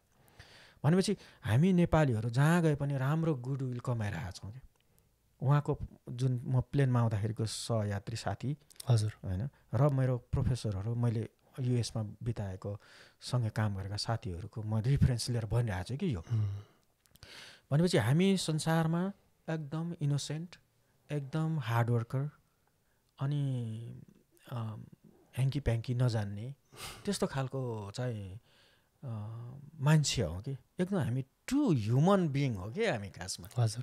त्यो कुराहरू मैले भनेको होइन, यो अहिले म यहाँसँग चाहिँ कुरा गरिरहेको छु, त्यो हिसाबले भनेको होइन। सम्भवतः यो तपाईँ आफूले पनि रियलाइज गरेको कुरा हो। हामी एकदम अनेस्ट, इनोसेन्ट होइन, हार्ड वर्कर त्यसमा पर्छौँ। त्यो कारणले गर्दाखेरि त्यो जुन आइडेन्टिटी हामीले कमाएको छ त्यो चाहिँ हाम्रो प्रोपर्टी पनि हो, हाम्रो चाहिँ आइडेन्टिटी पनि हो, त्यस्तो लाग्छ मलाई। एकदम सही भन्नुभयो दा। यो चाहिँ धेरै नै सुनिरहेको चिज हो हामीले पनि होइन। अनि यो प्राउड पनि फिल हुन्छ क्या। जस्तै हामीलाई एज अ नेपाली होइन हार्डवर्किङ भन्दाखेरि प्राउड फिल हुन्छ। अनि प्रायःले तपाईँले भन्नुभयो नि रिक्रुट गर्दाखेरि नेपाली छ भनेपछि अलि रिक्रुट गर्ने चान्स पनि भयो भनेपछि त्यो इमेज बनाउने जसले बनाउनु भयो होइन, वा हाम्रो अब नेचुरली पनि त्यही पनि हुनसक्छ होइन, वा त्यही इमेज बन्यो नि, त्यसको लागि चाहिँ अब सबैलाई धन्यवाद। प्लस के भन्नु मैले, अब त्यो एकदम प्राउड फिल हुन्छ त्यो चाहिँ अब एज अ नेपाली होइन। जस्तै तिमी नेपाली हो भन्ने बित्तिकै अब रमाइलो फिल भयो नि त होइन। त्यो कुराले गर्दा चाहिँ एकदम प्राउड फिल हुन्छ। अब सम्भवतः यो अब अस्ट्रेलियाबाट हामी क्यानबेरामा यो भिडियो रेकर्ड गरिरहेका छौँ। अनि यहाँबाट नै यो अन एयर हुन्छ होइन, युट्युबमा यहाँनिर अपलोड गर्नुहुन्छ। अस्ट्रेलियामा बस्नुहुने नै हाम्रो आदरणीय दाजुभाइ दिदीबहिनीहरूले यो भिडियो हेर्नुहुन्छ। यहाँहरूको जुन यहाँहरूले विदेशी भूमिमा यो एक किसिमको हाम्रो आइडेन्टिटी नेपालीपनलाई एकदम पोजिटिभ भाइबमा जुन चाहिँ इमेज कमाइरहनु भएको छ नि, इज्जत कमाइरहनु भएको छ, त्यसले वास्तवमा हामीलाई नेपालमा बस्दा नि प्राउड हुन्छ। यहाँहरूले चाहिँ गरेको कुराहरूले हामीलाई भनौँ न यहाँहरूकै बदनामी भएको अवस्था भयो त हामीलाई पनि त नराम्रो हुन्थ्यो नि त होइन। त्यही त एकदम ह्याप्पी फिल हुन्छ। Keep it up. पक्कै पनि म एउटा सानो साधारण मान्छेले मैले यस्तो भन्दाखेरि अब कतिपय सान्दर्भिक रमाइलो भयो भएन, अब कस्तो जज गरेको जस्तो फिल भयो होला, त्यस्तो भयो भने पनि म माफी चाहन्छु। तर एकदम बडा रमाइलो फिल हुन्छ त। अब तपाईँ रमाइलो कुरा गर्नुभयो होइन, अब अलिक रमाइलो कुरा गरौँ दाइ। जस्तै हजुर त अब भर्खरै नेपालबाट आउनुभयो होइन, कतिको टाइमको लागि आउनु भएको छ हजुर यहाँ? म 1.5 महिनाको लागि आएको हो। मेरो छोरीको ग्रेजुएसन छ पर्सि 29मा। हजुर। त्यो ग्रेजुएसन अटेन्ड गर्छु अनि म 20 नोभेम्बरमा म फर्किन्छु। भनेपछि मैले सोध्न खोजेको कुरा चाहिँ सिन्स हजुर हुन त युएस पनि गराउनु भइसक्यो होइन, अनि अस्ट्रेलिया पहिलोचोटि हो कि हजुरको? मेरो पहिलोचोटि हो है। जस्तै हजुर त अब यहाँ आएपछि त डिफ्रेन्ट रेस्टुरेन्टहरू पनि फुड ट्राई गर्नुभयो होला होइन। अब हाम्रो गोल्डन मोमेन्ट स्पोन्सर होइन, उहाँ पनि फुड सम्बन्धी रिलेटेड भएर फुड सम्बन्धी अलिअलि क्वेसन सोध्नु होला आयो मलाई चाहिँ। अनि हजुरले जस्तै अब नेपालमा खाना खाँदा र यहाँको रेस्टुरेन्टमा खाँदा के डिफ्रेन्स पाउनुभयो, अनि कतिको मिस हुन्छ नेपालको खाना? अब अहिले ट्रुली मैले अब मेरो बच्चाहरू यहीँ भएको हुनाले मेरो छोरा अनि मेरो भाइ साला भाइको छोरा हजुर यहीँ छ, हामी एउटा फ्यामिलीमै छौँ, त्यसैले दाल भात तरकारी नै खान्छौँ होइन। त्यस्तो मलाई त्यो हिसाबले मैले मिस गरेको छुइनँ। हिजो यहाँ मोमो खाइयो एउटा हाम्रै गोल्डन मोमेन्टमै, कति मिठो मोमो थियो होइन, एकदम नेपालको एकदम अथेन्टिक मोमो, मलाई एकदम मिठो लाग्यो। मोमोको सुप पनि अत्यन्तै मिठो थियो, अचार हजुर एकदम राम्रो थियो। त्यसको लागि चाहिँ हाम्रो कृष्ण सुवेदी दाइलाई धन्यवाद होइन। अनि उहाँको यस्तो थियो, हिजोको त्यो खानाको कुरा गर्नुभयो हजुरले होइन, अनि त्यो प्राइसिङ पनि यति सस्तो थियो कि हिजो होइन, जुन चाहिँ तपाईँको नर्मली यो फुड ट्रकहरू रेस्टुरेन्ट हुन्छ नि त्योभन्दा पनि लगभग 25% 30%ले धेरै सस्तोमा उपलब्ध गराइदिनु भएको थियो हिजो।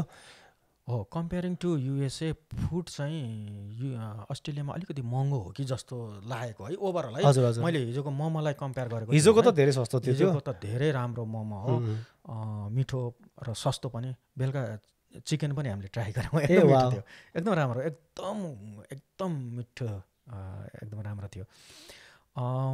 ओभरअल अब युएस र अस्ट्रेलियामा अब दुवै देश घुम्ने मौका पाइयो होइन, त्यो सौभाग्य पाइयो। युएसमा चाहिँ अलिकति फुड चाहिँ अलिकति सस्तो हो जस्तो मलाई लाग्यो है, किन मेबी म रङ हो कि के हो, अब मेरो त्यति धेरै अनुभव नभएर पनि हो कि। र नेपाली रेस्टुरेन्टहरू नेपाली अब जस्तो कि साउथ के अरे इन्डियन फुडहरू त्यो हाम्रो टेस्ट हो नि त, त्यो एकदम अथेन्टिक एकदम मिठो लाग्यो होइन। अब हामीलाई हाम्रो टाइपको फुडहरू यहाँ चाहिँ हाम्रो नेपाली रेस्टुरेन्टहरूले त्यस सर्भ गर्नुहुँदो रहेछ, त्यो एकदम राम्रो लाग्यो। एक दुई ठाउँमा हामीले ट्राई गऱ्यौँ, राम्रो मिठो लाग्यो। त्यसैले त्यति फुड चाहिँ मिस गर्नुपर्ने त्यस्तो छैन।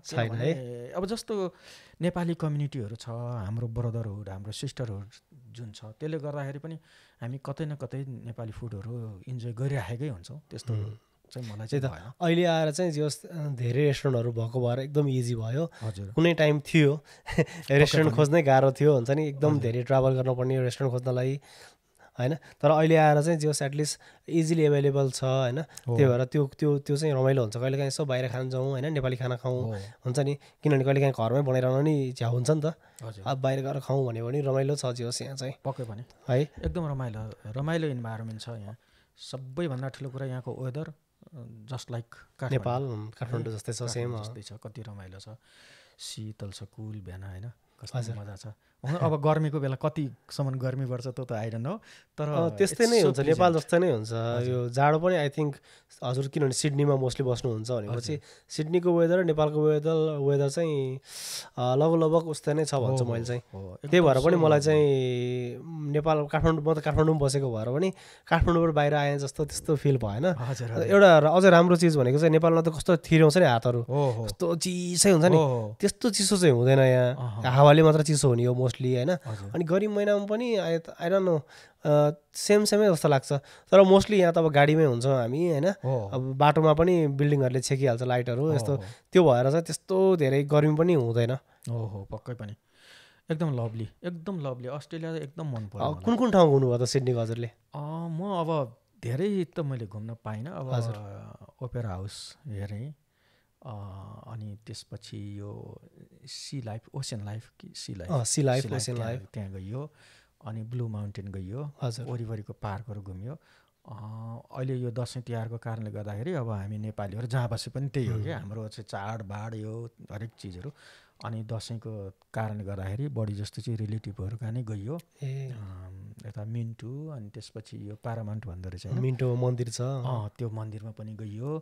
अनि आफन्तहरू अब यहाँ हुँदाखेरि पनि भनेपछि नेपाली खाना मिस हुने त कुरै भयो भएन एकदम भएन बरु अरू खानालाई चाहिँ अब लालायत भइरहेको छ कि ट्राई गर्नलाई है किनभने होइन ट्राई गर्नु होला किनभने since you are in Australia होइन किनभने सबै यो त कस्तो छ भने नेपालको काठमाडौँ जस्तै हो क्या यो हरेक ठाउँको मान्छे छ नि त काठमाडौँमा हरेक जिल्लाको अहिले त 76 जिल्ला भयो क्या नेपाल होइन है त्यस्तो के छ पहिला त 75 थियो अहिले 76 भयो क्या होइन 76 जिल्लाको मान्छे छ नि त काठमाडौँमा यो अस्ट्रेलिया पनि सेमै हो क्या यसमा चाहिँ के छ भने हरेक कन्ट्रीको मान्छे छ क्या यहाँ तपाईँले युएसको कुजिन पनि भेट्नुहुन्छ मेक्सिको खाना पनि भेट्नुहुन्छ पेरुको पनि भेट्नुहुन्छ Malaysia Indonesia Japan China Korea हरेक ठाउँको खाना छ क्या यहाँ त्यही भएर since why you are here होइन एकचोटि गरेर ट्राई चाहिँ गर्नु होला सबै खानाहरू थोरै होइन पक्कै पनि हुन्छ एकदम रमाइलो लाग्यो मलाई तपाईँसँग यो खाना कुरा गर्दा किन मलाई जान्न खोजेको क्या सिन्स अब हजुर चाहिँ अब नेपालबाट आउनु भयो नि त अनि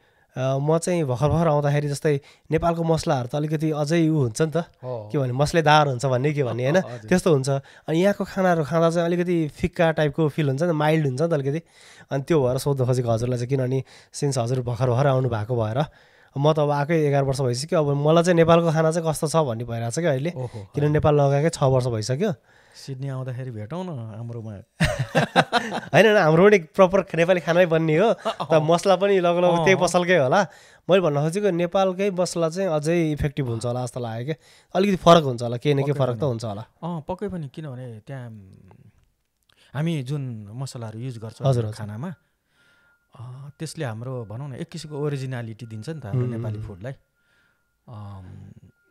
अब यहाँ चाहिँ मसलाहरू भनेको मसलाहरू पनि पाइँदैन होला सायद तर पाइन्छ जिराको धुलोहरू पाइन्छ जिराको धुलै भए पनि त्यो नेपालको जिराको धुलो र यहाँको जिराको धुलो फरक हुन्छ जस्तो लाग्छ मलाई चाहिँ हाम्रो डल्लो खोर्सानी होइन पिसेर राखेको त्यो बेग्लै त्यही त त्यो त फरकै हुन्छ किनभने माटोले नि फरक पार्छ एक त पक्कै पनि यो अब जिरा नेपालबाटै आउँदैन त्यो मलाई थाहा छैन होइन तर यहीँ उब्रेको जिरा हो भने फरक त हुन्छ नि त टेस्ट हो होइन र अब नेचुरली मलाई चाहिँ म चाहिँ अलिकति अब यो एज फ्याक्टरले पनि त्यसो गर्ने हो कि अब 4-5 वर्ष युएस बसियो त्यसले पनि होला कि मलाई त्यति धेरै मसला भएको खानाहरू चाहिँ मलाई त्यति मलाई त्यसो भए त हजुरलाई ठिकै भयो होला यहाँको माइल्ड खानाहरू एकदम ठिकै हुन्छ होला त्यति प्रिफर गर्दिनँ अलिकति नुन पनि धेरै खाने गरिँदैन अब एज फ्याक्टर पनि त हो के अरे 40+ भइसकेपछि हजुर होइन हाम्रो म पनि 40 पुग्नु लाग्छ अब चाहिँ हेर्दा चाहिँ देखिदिनु होला तर मैले 40 पुग्नै बेला हुन लाग्छ तपाईँ 40 भनेपछि त मैले 45+ भन्नु पऱ्यो नि होइन ठिकै छ पुगेको छैन म पुग्नु मात्र मतलब अब त्यो क्रममा छु मात्र भनेको तपाईँ एकदम सो यङ तपाईँ एकदम यङ छैन म हुन्छ अब हामी आई थिङ्क अन्त्यतिर आइसकेका छौँ आउन चाहिँ यो प्रोग्रामको होइन अब जाँदै म चाहिँ हजुरलाई के सोध्न चाहन्छु यो गीततिर किनभने सिन्स होइन हजुरको अब हुन त सबैतिर एक्सपर्टिज हुनुहुन्छ हजुर होइन तर मलाई चाहिँ एज अ लिरिसियन किनभने म एज अ भिडियोग्राफर भइदिएको भएर म चाहिँ यो लिरिक्सतिरै गएँ होइन लिरिक्स राइटिङ बुक राइटिङतिरै अनि हजुरले गाउनु भएको अहिलेसम्म लेखेको गीतहरूमध्ये यो कुन सिङ्गरहरू पपुलर सिङ्गरहरूले गाउनु भएको छ त मैले 3 जेनेरेसनकै सिङ्गर्सहरूसँग काम गरेको छु हजुर पहिलो जेनेरेसनको सिङ्गर्स भनेको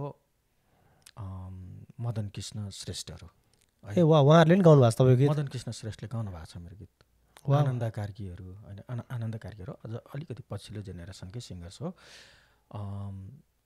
अब मदन कृष्ण श्रेष्ठ त अब एकदम सिनियर व्यक्ति छ उहाँसँग काम गरेँ राम थापा जुन स्वर्गीय भइसक्नुभयो उहाँसँग हाम्रो यो ऋतुहरूमा तिमी हो त उहाँसँग काम गरेँ पहिलो जेनेरेसन होइन अलिकति अघिल्लो जेनेरेसन पुरानो जेनेरेसन भनौँ न त्यो जेनेरेसन त्यसपछि बिमला राईहरू उहाँहरू चाहिँ भनौँ न पुरानो जेनेरेसन भन्न मैले मन पराएँ अनि पछिल्लो जेनेरेसन भनेको चाहिँ अब हाम्रो रामकृष्ण ढकाल कर्णदास होइन त्यसपछि आएर यता विश्व नेपालीहरू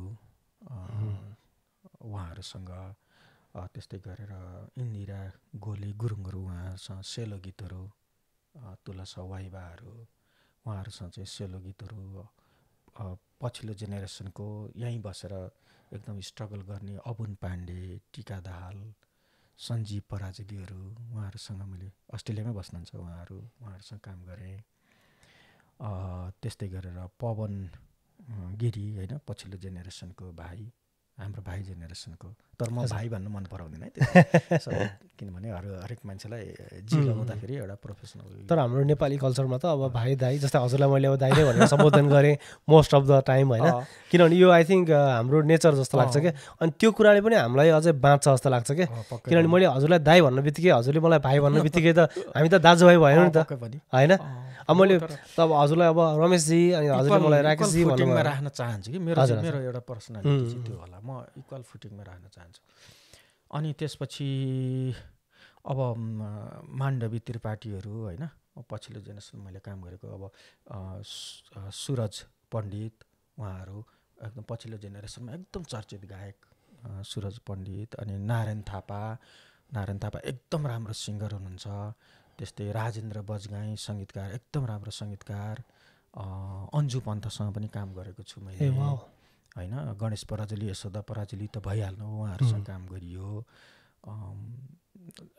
धेरै भनौँ न अघिल्लो जेनेरेसन, बिचको जेनेरेसन, आनन्द कार्की दाईहरूको जेनेरेसनदेखि लिएर शक्ति बल्लभ दाईहरू एकदम सिनियर व्यक्तित्व, शीतल सुबानी, उमेरले बहिनीहरू हुनुहुन्छ तर गीत सङ्गीतमा लागेको झन्डै एउटै नै समय हो हाम्रो, उहाँहरूसँग काम गरियो।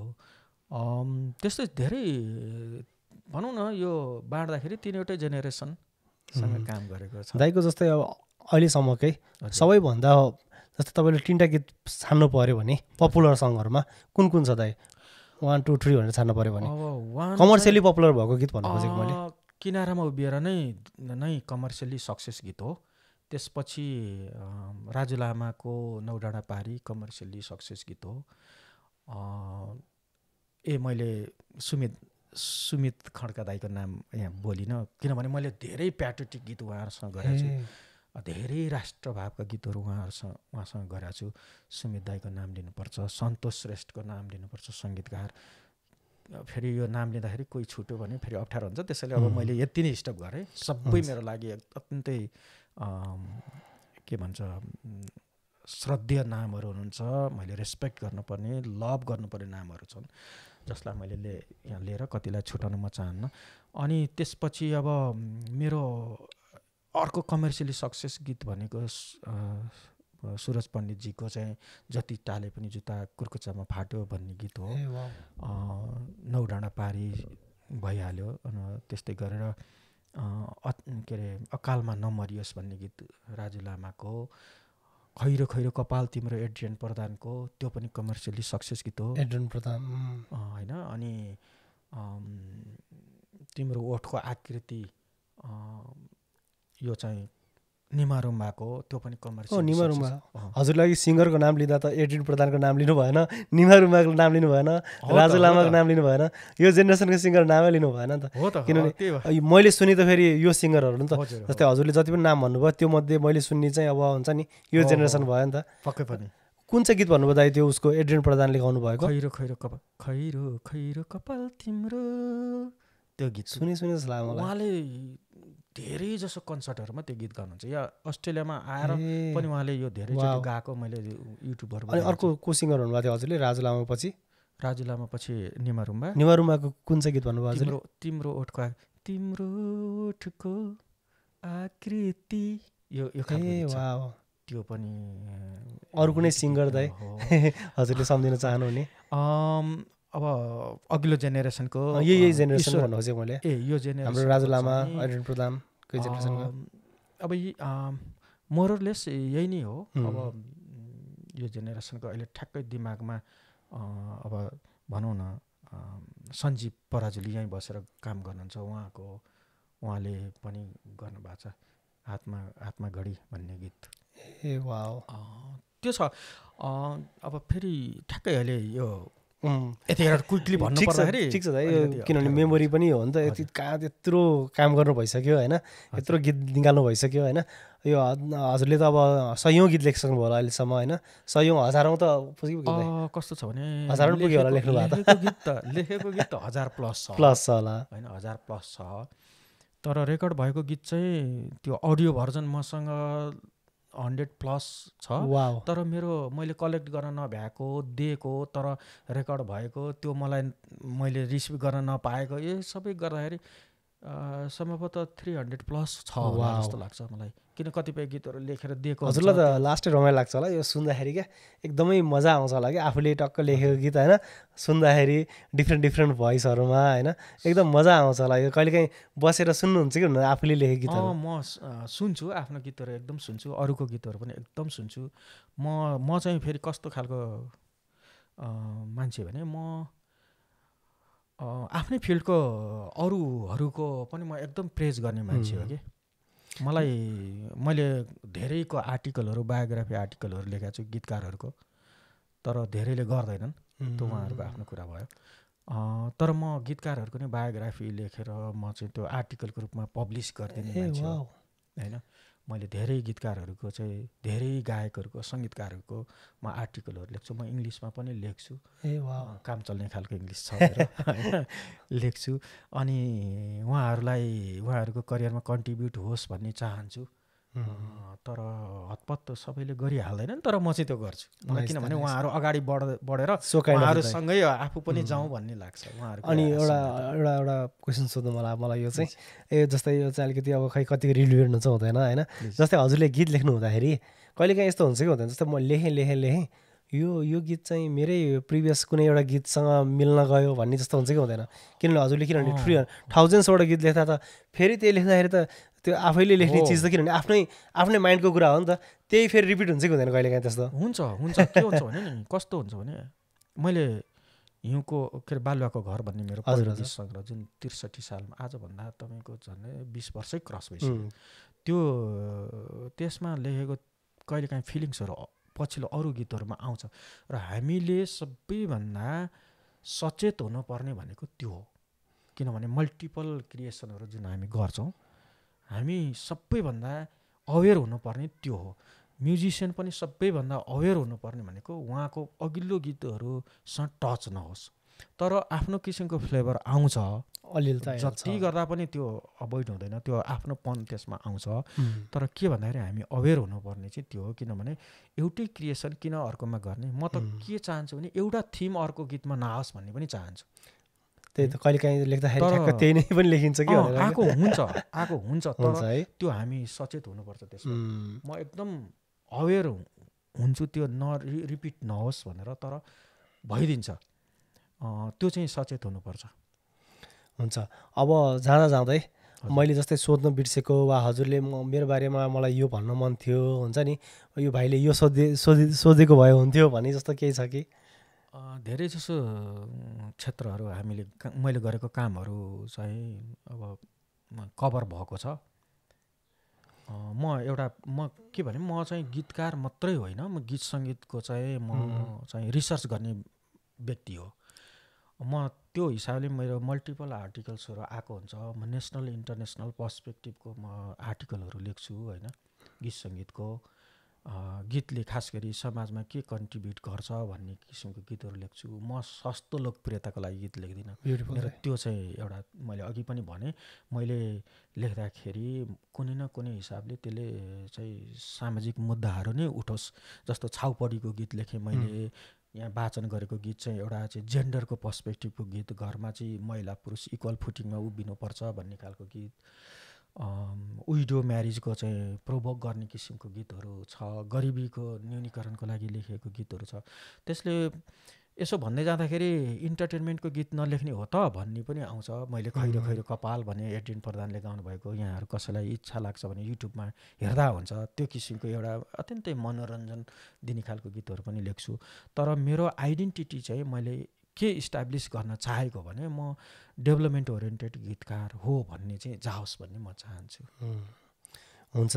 जस्तै अब लास्ट एउटा सोध्छु म हजुरलाई, जस्तै हजुर अब सिभिल इन्जिनियर हुनुभयो होइन, लिरिसियन हुनुभयो, आर्टिकल चाहिँ यो केमा पब्लिस हुन्छ? यो चाहिँ म सोध्छु भने खास गरी चाहिँ मैले अब इन्टरनेसनल जर्नलहरूमा मेरो यो आर्टिकलहरू गएको छैन, तर नेपालको मेजर न्युज पेपरहरू जस्तो द राइजिङ नेपाल, जसमा म इङ्ग्लिस आर्टिकलहरू त्यसमा मेरो धेरै आएको छ, रिपिटेडली आएको हुन्छ। अनि त्यसपछि गोर्खापत्र त्यसमा आएको हुन्छ, कान्तिपुरमा आएको हुन्छ। अनि यस्तो खालको हाम्रो जुन नेपालमा रिनाउन्ड न्युज पेपरहरू हुन्छ नि, त्यसमा मेरो आर्टिकलहरू आउँछ। ओके।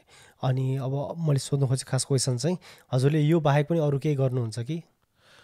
अब मैले प्रोफेसनल्ली त भनिहालेँ, म इन्भाइरोमेन्टल स्पेसलिस्ट भएको कारणले गर्दाखेरि इन्भाइरोमेन्टल साइन्सको फिल्डमा स्टडीहरू गर्छु, थर्ड पार्टी अडिटहरू गर्छु, काठमाडौँ युनिभर्सिटीको 2-3टा कोर्सहरू पढाउँछु। त्यो हो मेरो एउटा भनौँ जीवन गुजाराको बाटो, त्यही नै हो। हजुर, भनेपछि अहिले पढाउनु पनि हुन्छ अनि आज त्यो पनि जब गर्नुहुन्छ। हजुर, जस्तै यो सिङ्गिङ बाहेक अरू कुनै केही? गीत सङ्गीतमा त म नितान्त गीत मात्रै लेख्छु। म इभन म गजल पनि लेख्दिनँ, म मुक्तक पनि लेख्दिनँ। मेरो गीत मात्रै हो मैले गर्ने। गीत नै एउटा मेरो चाहिँ एउटा सिङ्गल फिल्ड अफ के भन्छ कन्ट्रिब्युसन भन्ने कि के भन्ने क्रिएसन। अनि एकदम राम्रो हो त्यो के अरे गीत मात्रै हो, नितान्त गीत हो। त्यसमा पनि सबैभन्दा पहिलो प्रायोरिटी सोसियल इस्युहरूले लिन्छ, त्यसपछि चाहिँ इन्टरटेनमेन्टको लागि गीतहरू लेखिन्छ। अब जाँदा जाँदै म हजुरलाई एकदमै थ्याङ्क यू भन्न चाहन्छु, धन्यवाद भन्न चाहन्छु होइन। तपाईँको अब टाइम निकालेर यस्तो घुम्न आउनुभएको मान्छे होइन, अब सिडनी घुम्न आउनुभएको मान्छेलाई पनि यहाँ आएर मसँग यसरी बसेर गफ गरिदिनु भयो होइन, आफ्नो कुराहरू सेयर गर्नुभयो, हुन्छ नि एक्सपिरियन्सहरू सेयर गरिदिनु भयो। अनि हाम्रो नेपाली कम्युनिटीहरूको बारेमा भन्नुभयो, अनि आफ्नो बुकको बारेमा भन्नुभयो। अनि जस्तै तपाईँले गीत लेखेर जस्तै सोसाइटीलाई यत्रो कन्ट्रिब्युट गर्नुभयो होइन, त्यसको लागि पनि धन्यवाद। थ्याङ्क यू सो मच मेरो तर्फबाट पनि। हजुर, अब जाँदा जाँदै चाहिँ म यहाँलाई हाम्रो स्पोन्सर गोल्डन मोमेन्टको तर्फबाट एउटा सानो गिफ्ट दिन चाहन्छु है त। हुन्छ, त्योभन्दा अगाडि राकेशजी मलाई बोलाएर अस्ट्रेलियामा बस्नुहुने हाम्रो आदरणीय दाजुभाइ दिदीबहिनीहरूसँग मलाई यसरी चाहिँ साक्षात्कार हुने अपर्च्युनिटी दिनुभयो। Thank you so much. यसको लागि धेरै धेरै धन्यवाद दिन चाहन्छु यहाँलाई। Thank you. हस्, धेरै धेरै धन्यवाद। थ्याङ्क यू दाइ। हस्, अनि हाम्रो अडियन्स जसले पनि यो हेर्नुभयो उहाँहरूलाई मुरी धन्यवाद। अनि will be back with another episode very soon. Please do like, share and subscribe. Thank you so much. Bye. नमस्कार। नमस्कार।